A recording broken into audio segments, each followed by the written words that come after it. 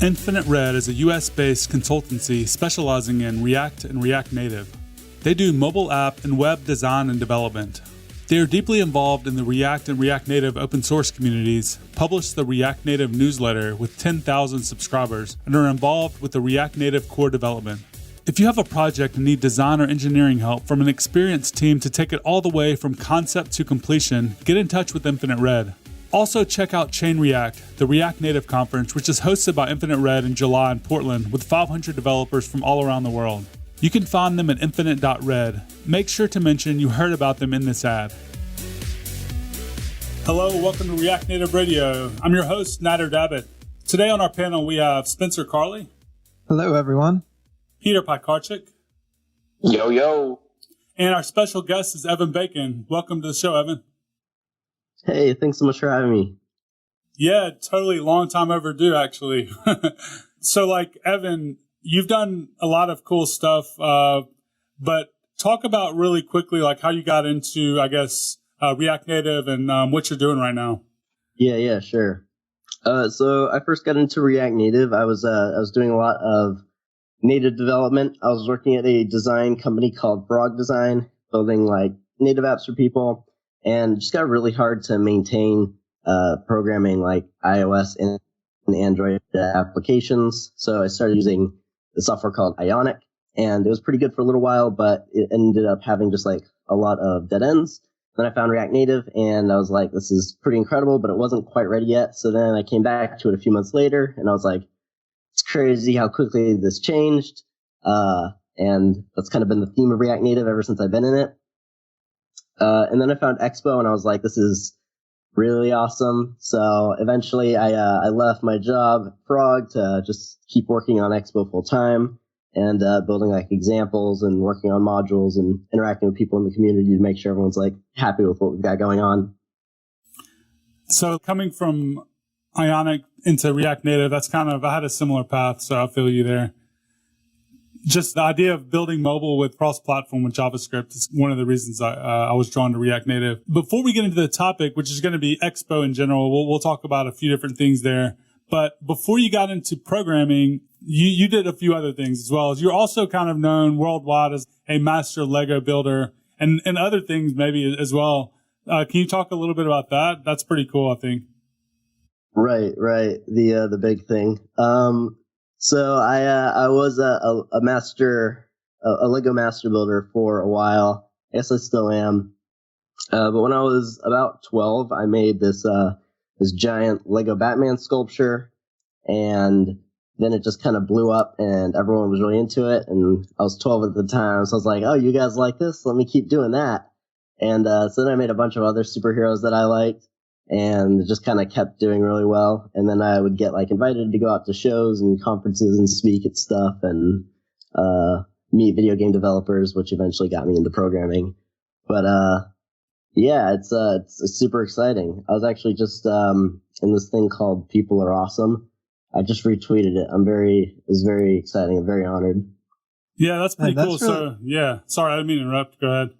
Oh, yeah, I was just going to say that was really cool. I thought in your Twitter bio, it was just kind of I like Legos. I toy around with Legos. I didn't know it was such a serious thing. So that's really cool to hear, and how you've kind of taken that and, turned it into this current career you're in.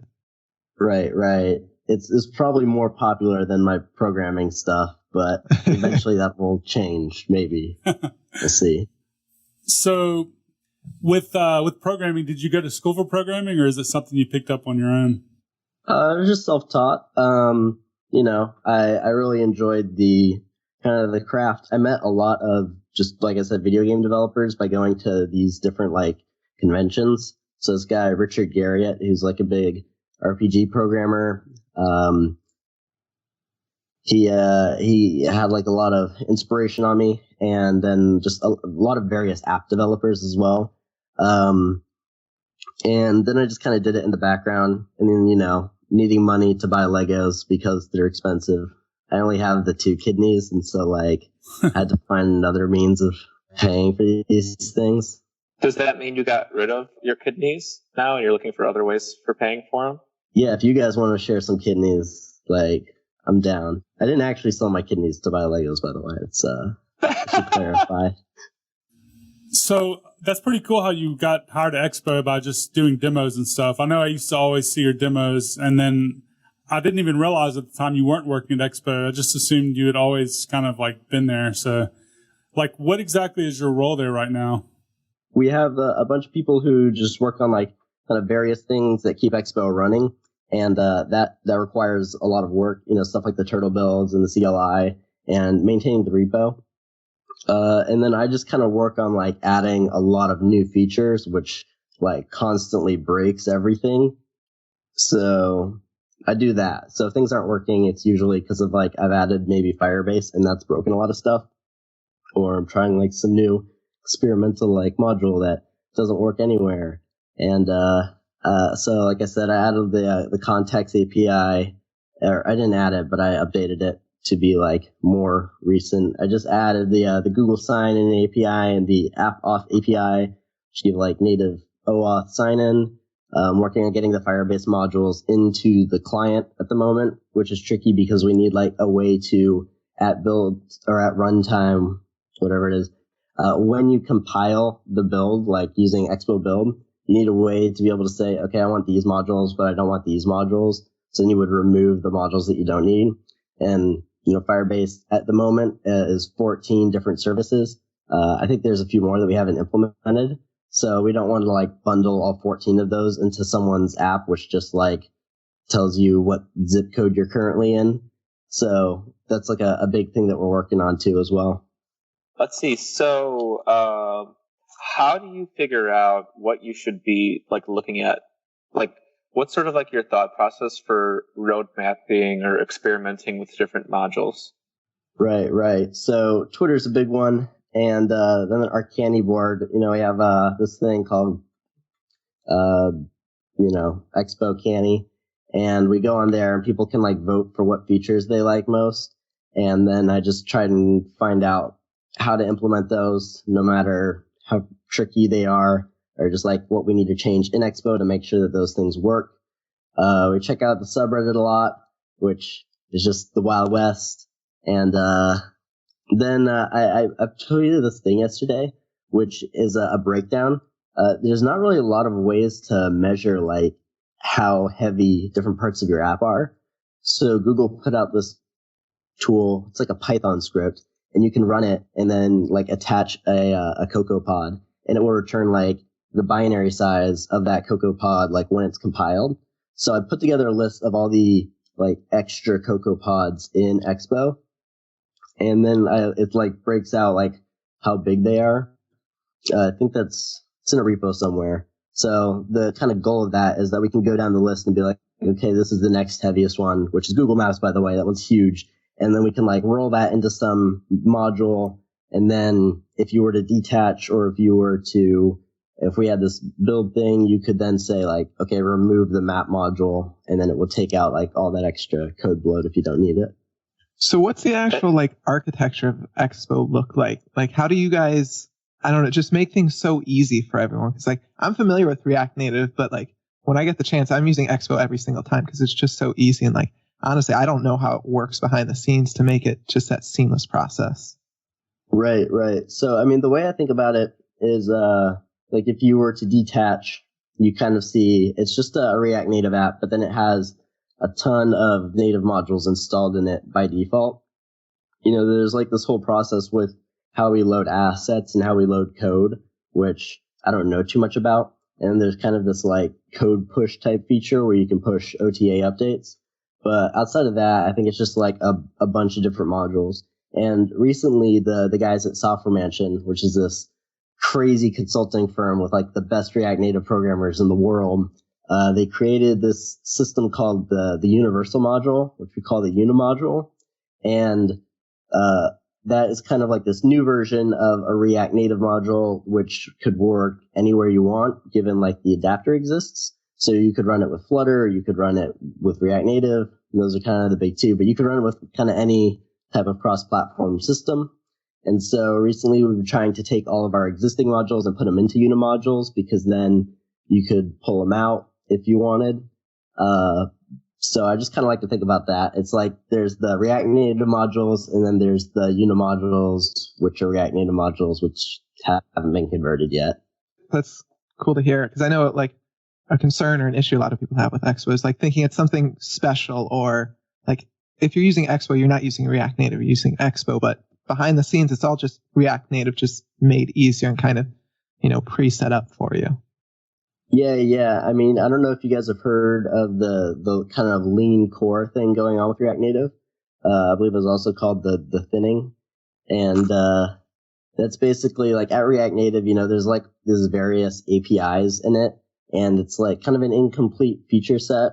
But like the web view is an example of this. It wasn't being maintained all that well when it was in React Native. So they pulled it out of React Native and made it React Native Web View. I think the guys over at Infinite Red are like helping to maintain that, if not completely maintaining that. And I think that's kind of the plan with React Native, just to pull the modules like out and make it like as lean as possible. And then Expo just provides like tons of modules as well. So really it's just a bunch of modules that React Native was missing. But then Expo also provides like all these extra tools, things like the turtle build or like the CLI. Or Snack, which is another one which I love. So just various things that make app development much easier for everyone. So let's talk about that for a second. I think it's called like the slimmening or something like that. To me, like you got it. Yeah. So like it seems like the way that the React Native team is positioning this, it's like a good thing. But to me, it's kind of like not a good thing. And I know I seem to be like on the side of like the only one or one of the only people that thinks this, but all of these core features that you need to build a real application, it should be part of the core. You shouldn't have to rely on a third party that might go out of business one day, relying on core features of a library like this, especially when there's something like Flutter that's coming out that's being 100% maintained, all of the core features by a team that is expressly saying that they're going to continue maintaining these things. What do you think about that whole thing? And I feel like Expo might be filling the gap there now, with some of these features, but there's things like the flat list that still seem to have issues in production with all the companies I've worked with.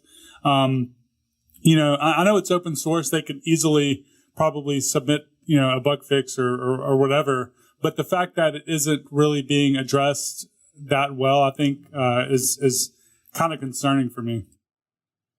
Right. So, I mean, yeah, you raised a lot of good points there. I'm going to try and not talk about Flutter, keep my personal feelings out of this. I mean, I'd love to hear your opinions about Flutter as well, honestly. Okay, yeah. It's going to be a different kind of morning than I thought it'd be. So I was actually just at React Wednesday because I live in the Bay Area. And that was hosted by the React Native team. And so I was asking them like tons of questions and interviewing them and stuff, like trying to, like figure out what's going on with Lean Core. And it's pretty interesting. They have this repo, which is like proposals for React Native. I don't know if you guys have seen this, but they like showed me it. Okay, so everyone's seen it but me. So they showed me this, and it's got like all these kind of points about it. But I think realistically is like the thing that you mentioned, where just certain modules aren't getting maintained properly, and it's pretty hard to fix things that are in the React Native repo, just because it's like so many people are like putting their issues there, like, oh, my app doesn't work, or like the button isn't blue, and then it's hard to like get to the core problems that you need solved. So moving them out into like, I believe they're all going into React Native Community, but I could be mistaken, it could be React Community. Yeah, and, it's like React Native Community / discussions and proposals. I just saw this over the weekend. By the way, it's something I just saw. Right. There's a lot of stuff in there about accessibility, so I guess that's a big topic right now. But anything in React Native Community is kind of like not owned by anyone in particular, from what I understand. And so it's if you're a community member, you can contribute to that. And the idea is kind of like you were saying, if a company goes out of business or something or stops wanting to maintain it, other people can maintain it as well. And I think, I don't know, I think it'll be pretty cool. I think it'll also help just like cut down on a lot of confusion as to like where's the best place to find modules, or like why are certain modules in React Native but not in React, whatever. Like camera is a big one. A lot of people ask, they're like, why isn't there like a camera one in React Native by default if you guys have like the share sheet? And it's like, oh, it's because share sheet maybe like shouldn't be in React Native by default. So I don't know. But there are a lot of things which are pretty core to React Native, and like they said, they don't want to ever remove view or image, or I don't know about ever. They said at the current moment they don't want to remove things like view or image or text, and like leave the core components in there as well. Yeah, I think another thing like I've just tried to kind of picked up over time, but it's like a lot of components that Facebook isn't using internally within their apps. Right. They're trying to pull those out so that they can be better maintained, especially since a lot of us working in React Native, open source, like we're all working on greenfield apps, but a few of Facebook apps, or a majority of them, I'm not sure, like they're adding React Native into the existing apps, so they don't have the same uses for like navigation or some other pieces. And we kind of see that, and there's a lower priority in getting those merged and tested. And I think that's kind of at least one of the goals of the slimming or lean core. Right. So if React Native, like for instance, if they're using a different component internally and they don't, surface that to the open source community, then they don't have too much of a motivation to like fix the open source version. So I think things like image potentially, I don't know for sure, but from what I've heard, like image, they've got like a different one that they use internally, and then it's different in React Native, but I could be totally off on that. I wonder how different image is in React Native. Like I said, I could be totally off on that. Yeah, totally. No, but just even like how we're talking about, I think everything they're doing like makes complete sense. Like the same way we sort of forget about our personal open source repos, right? Like the type of people that like come out and yell at you, like, why haven't you maintained this? Right. And then like an easy response for me is like, why haven't you maintained this? Like I don't use this anymore, but you clearly do, right? So why don't you do it? It's like, oh, sorry, never mind. I'm no longer a part of this, and then they check out, right? So I can't imagine what that's like for like one of the most popular repos on the planet, and like the amount of issues that show up there, like my button, like you were saying, my button isn't blue, like help, this needs to be figured out immediately because the client's coming in, right? It's just like, right, tough, man. Right. Well, I mean, I think this kind of puts React Native in a different category than some of these other frameworks or platforms that are out there. For instance, Ionic is completely different. It's kind of a web view, but a lot of people use it for similar use cases. It is a product for, I forgot the name of the company that maintains it, but Ionic is like one of their products, whereas React Native is kind of like they use it internally for some things, but it's not really like they don't really have to care about some of these other issues because, like you mentioned, they're not using them. Whereas again, bro, I keep bringing in Flutter into this discussion is because it is a competitor to React Native and they're treating it as a product. Whereas all of these issues that we're talking about are kind of going to be addressed. I feel like it's going to be tough to have React Native be consistently, updated and kept up to a certain standard, I guess you could say, that a lot of enterprise companies like would like, honestly. A lot of the companies that I've worked with over the past year, this is just kind of the stuff that I'm hearing. But on a slightly different point to what you were just talking about earlier, we've seen how navigation was pulled from React Native, and now it's actually gotten really, really pretty good. Also, animation is something that's core to React Native, but we've seen external people make it even better. Also, pin responder, things like Software that. Mansion. So both of those from Software Mansion. Yeah, you mentioned them earlier. They are really awesome. We actually had a couple of those guys on here. Right. Yeah, I heard it. I was like, dang, I gotta hear this. I don't think it's fair to say that what Flutter is doing is radically better. Like Flutter is new in its greenfield, and React Native started that way. nothing says that like if Flutter gets the popularity of React Native, that the same things won't start happening, to that community, right? It's just a new shiny thing, right? And like these basic apps that people are building are fast and sweet, but we haven't, Google uses it for like, like random, hello world apps, right? And like there's a few examples of that. But what happens when people start building mission critical apps with Flutter? Like I think Flutter taking the React Native path is probably not a crazy idea 2 or 3 years from now.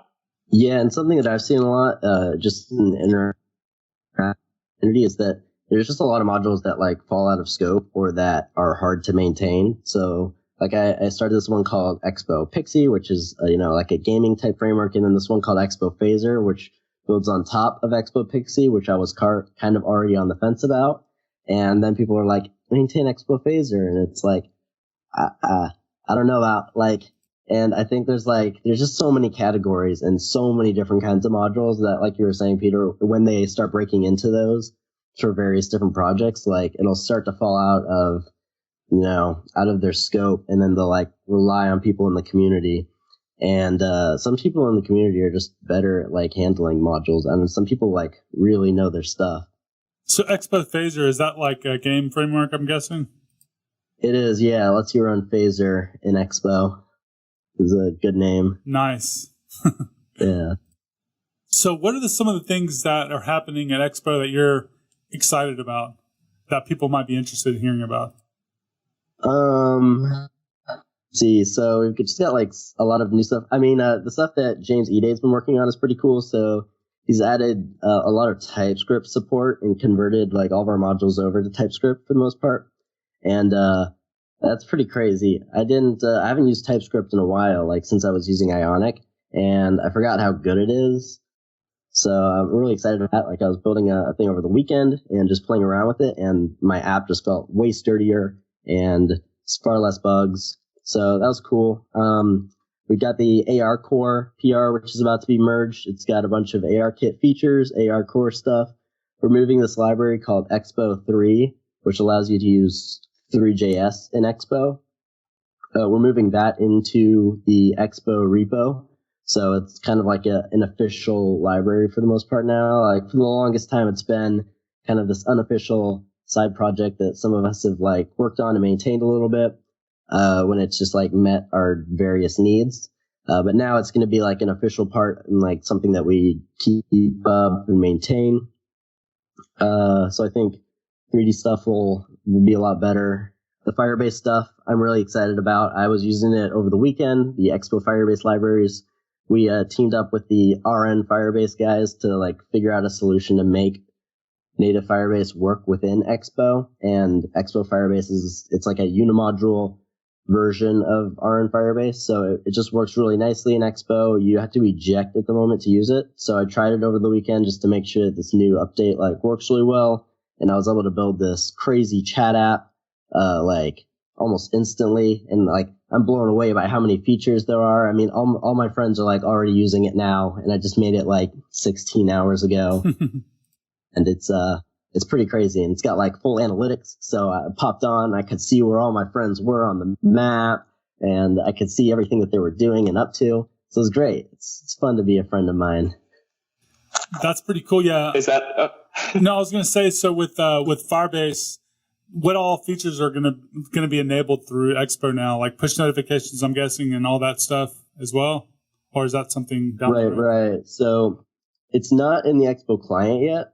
And I think like in time, the idea would be hopefully that we could get it in standalone builds. So you could define, because there's things that you need, like your configuration file for Firebase. It's like a Google Services info plist on iOS, and then the Google Services JSON on Android.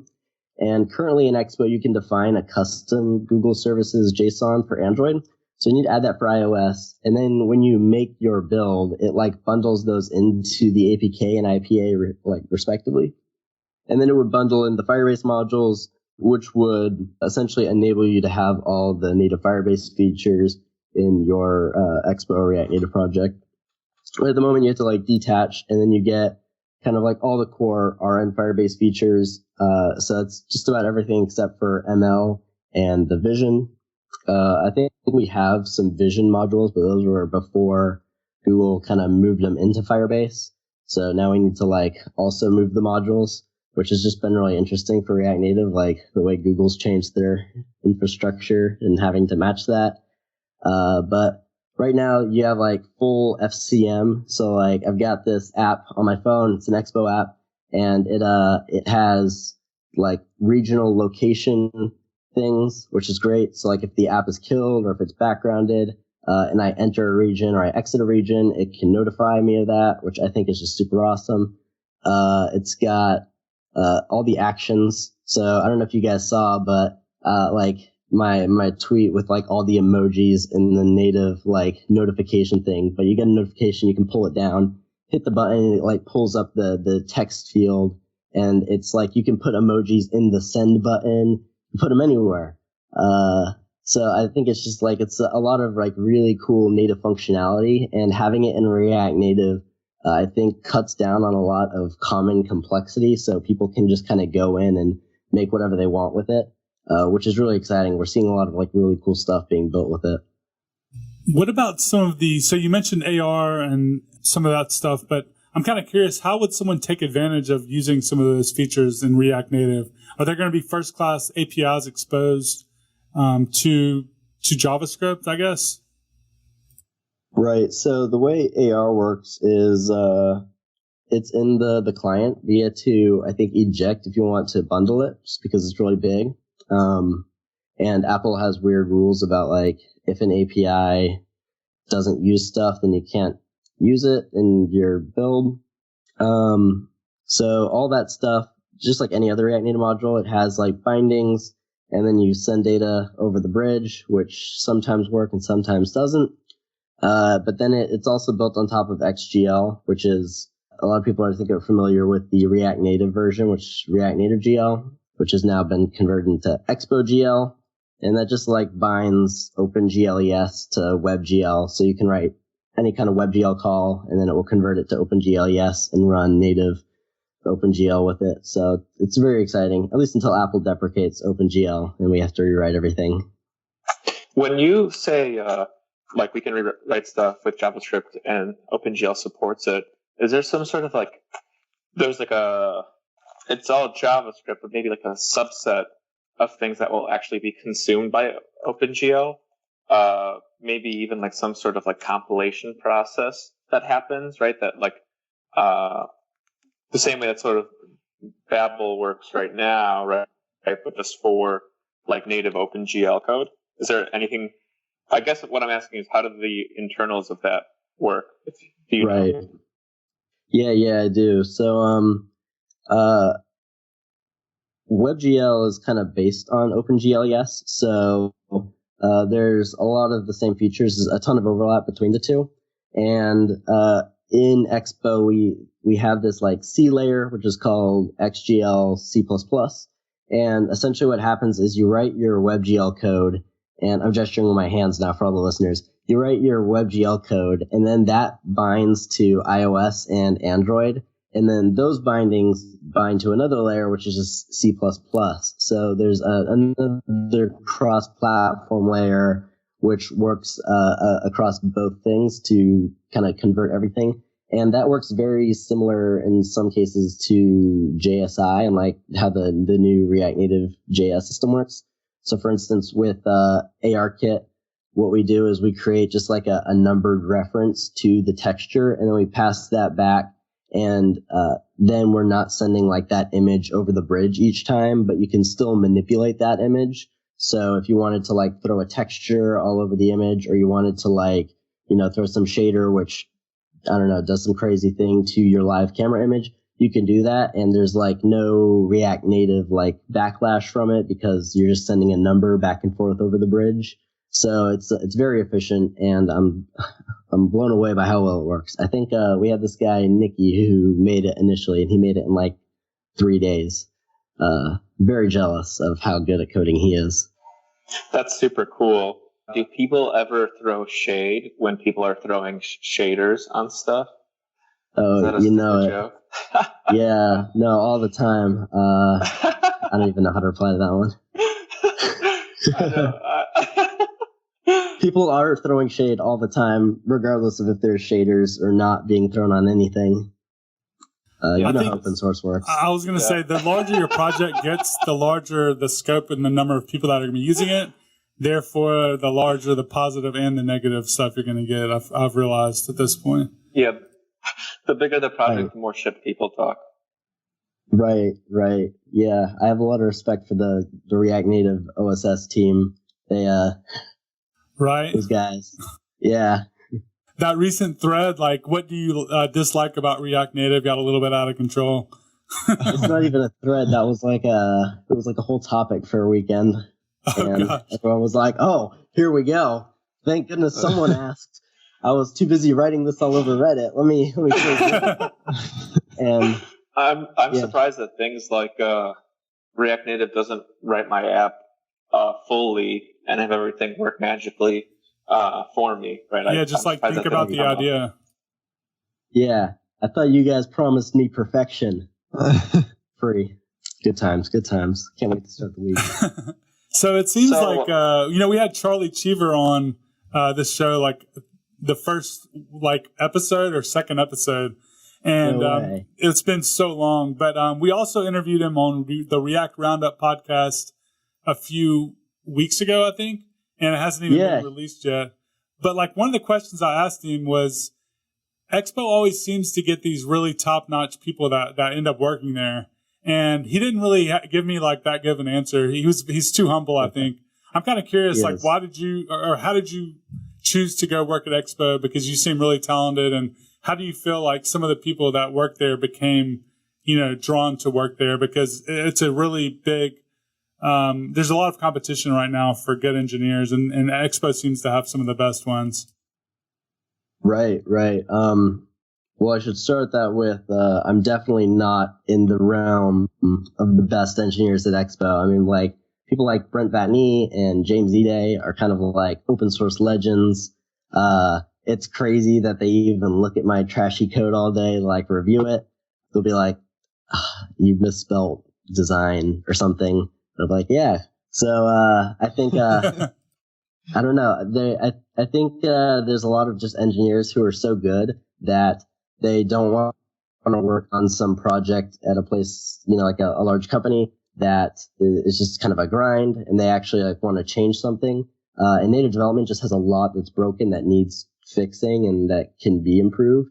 And so I think for a lot of people, like it's mostly passion driven, but then also, like you said, there's a ton of great talent at Expo. And so like getting to work with these people is really exciting. Like as an open source developer, I've like seen my own skill just improve tenfold by being a bad engineer around these like incredible guys who know how to like program anything. And them being able to like work with Software Mansion all the time is also pretty crazy. Like I was just messaging one of them, one of the guys at Software Mansion this morning, and I was like, this is insane. Because it's very late for him and he's up texting people. And I think that's the best second answer that. I can give. I don't know. It's also cool to Yeah. work with Charlie Cheever. He's a legend. So getting to be around him all day is pretty dope as well. He works nonstop. So it's very, if you're working on something cool, it's very easy to talk to this guy who like knows how to build incredible stuff. Hell yeah, totally. No, that's a good answer. Thank you. I second that too. Just like from an outside person who has been at the Expo office like a bunch of times and like interacts with some of the people that work there, and like the passion that everyone has for what they do is like insane. And I was talking to like Jim, for example, the other day. Right. And Jim. And Jim. Jim is like Yeah. he's Incredible. a designer. Yeah. And just like the history, like when the history, like we talked about like the first time a website used both like sans serif and serif on the same page, and like, Right. like the different font faces and stuff. And I was like, man, like this guy is so passionate about this. Like, I love it. I get excited, when he like gives me these like, bites of information.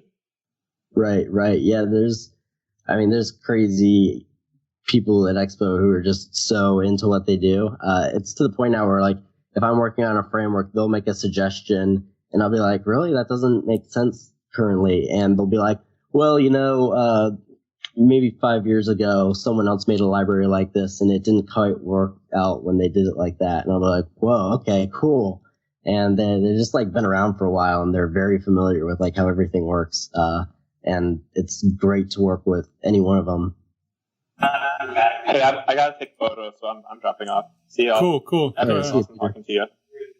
So, is there anything else you wanted to talk about that we haven't really gone over before we wrap it up? Like I said, there's so much going on at Expo. There's a lot that I can't talk about. Like, people will see the PRs and they'll be like, what's up with this? And I'll, like, message them privately, like, we're investigating something, keep your eyes on it, without having to, like, officially announce anything. Not too much stuff. I mean, there's the stuff that Brent's working on, which is really exciting for Expo. But it'd be cool if you guys could get Brent and talk about that, because he's much better at talking about that stuff. But I think, like, at Expo in general, like, we want React Native to be like a first-class citizen. Like, currently a lot of people think you do Expo and then that's a completely different thing to React Native. And so we don't want that feeling. Like, we kind of want Expo to be like this layer of, like, good stuff. So if you were to use Flutter or use React Native, like, you could continue to use your Expo code. So a lot of the stuff Brent is doing, like, kind of is in line with that. And he also just wrapped up React Navigation, which is, I don't know if you guys have used React Navigation, but it's crazy good. It even works, like, in the web, and it's dope. No, it's so good now. It's amazing now, and it's been getting better and better. But now it's definitely got to the point where there's almost no question when I'm spinning up a new project what I'm going to be using. Yeah. Like, Brent and Eric Vicente took, like, a lot of time and, like, just devoted it to React Navigation, and it's pretty crazy the outcome. Like, they do so much cool stuff. For instance, they have this new layer which you kind of wrap as, like, the base layer, and then that, like, hooks your back handler on Android to the navigator, and then it uses that same kind of system to hook the back button and the front button or the forward button in the browser to your system on your Stack Navigator and stuff. So, like, there's just all this really cool, like, usage stuff, and the patterns that have come out of it, and the customization is great, and React Native Screens is crazy. I think you guys talked about that with the Software Mansion, Christoph. So it's just a really great library. I love it. Yeah. I guess I make a lot of tutorials, but I don't think we need to talk about that in particular. Well, I guess if someone's listening and they're, we get a lot of new developers as well as people that have been using it for a while. But if people are wanting to get up and running with Expo, can you kind of talk about, like, why they might use Expo in the first place, and then where they can learn more about it? Right. So I think like Expo, things like Snack, for instance, are great because if you're someone who comes from a native development background like I did, it's really jarring to go from, like, Xcode, where everything is set up and in one place for you, which is surprising to say, to, like, VS Code, where you have to, like, open the terminal and you have to install Node, and there's, like, all these dependencies and stuff. And I think that's, like, a really jarring thing for a lot of people. So Snack, which you can just code in the browser and it manages all the dependencies for you, is a really great thing for beginners. I think a lot of schools have been, like, using it to teach programming now, along with stuff like Code Sandbox, which is, kind of what Snack is to native development. So there's that. And then there's just a lot of, like, really great tools and resources. The docs are a lot of fun. And part of my job is just making tutorials. So every now and again, like, I'll stop and I'll work on something. People will, like, tweet at me, like, could you message or could you write a thing on this? And then I'll, like, try and figure out the easiest, simplest way. And that's really great too, because if it's some common thing that a lot of people are curious about, like, a really recent one was Instagram. And I was going through and trying to build that, and I noticed some, like, common design patterns that I was having to do kind of, like, extra coding on. I was able to, like, go and work those out within Expo, so now it's just much easier to use. And I think there's just tons of great resources. The community is really great, I think, too. Like, compared to other communities, on Twitter and stuff. It's just very motivating. Like the reason I even work at Expo now is I would just like tweet out my projects on a Twitter account that had absolutely no followers, and like Charlie Cheever would see it and like message me in the middle of the night like, this is pretty cool, thanks for making this and adding it to the community. And I'd be like, whoa, neat, and then just keep making stuff. So people are really supportive. People are really like helpful with each other. So it's a great place to like get started. We have like great forums as well where you can like share out your apps. I know it's like really difficult for a lot of people who are like making apps to advertise them, especially if it's like a personal project and you have like no budget for advertising. So you can go on there and like other contributors or developers will like give you feedback on your applications and like let you know. And it's been super helpful. I mean, there's some crazy apps that have come out of Expo. Like recently, we've had a bunch of new ones that have like taken the number one spot for like the biggest app, which has been held, I think, primarily by Urban Dictionary for like the longest time. Oh, nice. I didn't know Urban Dictionary was using Expo. That's cool. Yeah, they've got a really dope stack. I think they're using like ClojureScript or something. Yeah. They're pretty cool. All right, cool. Well, I think we'll go ahead and get to the picks. Spencer, do you have any picks? I do have a pick. It's going to be reactnativeschool.com. It's a project I launched a week or two ago. Basically, like if you aren't familiar with this, what I typically do, I write a lot of React Native tutorials, do a lot of video tutorials, and React Native School is kind of taking that to the next level where I'm putting together definitive guides on how a lot of people who have taken my courses have asked, or like consulting clients, and just putting together definitive guide of what I typically help those consulting clients do. So, right now I've got how to upload images from React Native, how to build like good forms in React Native. I'm just really going to be piling more into that throughout 2019. So I'm really excited for React Native School. So how can people learn more about that? reactnativeschool.com. It's all going to be there, and I'm publishing like every 2 weeks or so. Nice. Yeah. Definitely check that out. Do you have a Twitter handle or something?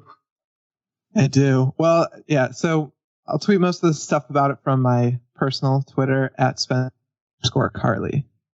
Oh, nice. Oh, yeah. Okay. Yeah. Cool. Evan, do you have any picks?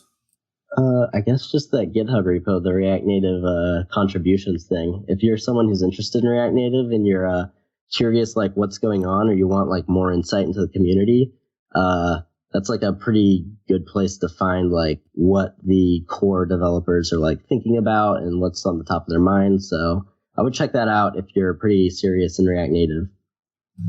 Cool. So I have two picks. One of them is a book that I started reading today, actually.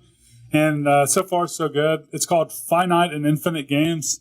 It's kind of a very light read on game theory. If you're looking to kind of get into that, it's a pretty nice, light read having to do with game theory. It's not talking specifically about game theory, but it's giving some light examples, like how you can kind of take everyday day-to-day interactions and things that might come up in your life and kind of apply game theory.